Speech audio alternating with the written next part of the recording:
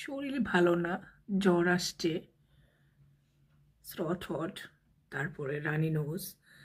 তো বেডে শুয়ে আছি, শুয়ে শুয়ে জানালাতে দেখতেছি যে এরকম অনেক কাংচিল উঠতেছে। এই যে আকাশে শুধু আমার এই জানালার পাশে গাংচিল উঠতেছে আর এরকম রুফের মধ্যে বসতেছে।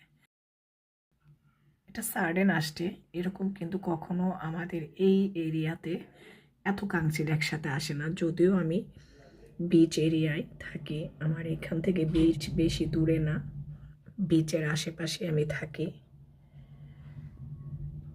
আমাদের এখান থেকে সান্ডারল্যান্ড বিচ কাছে।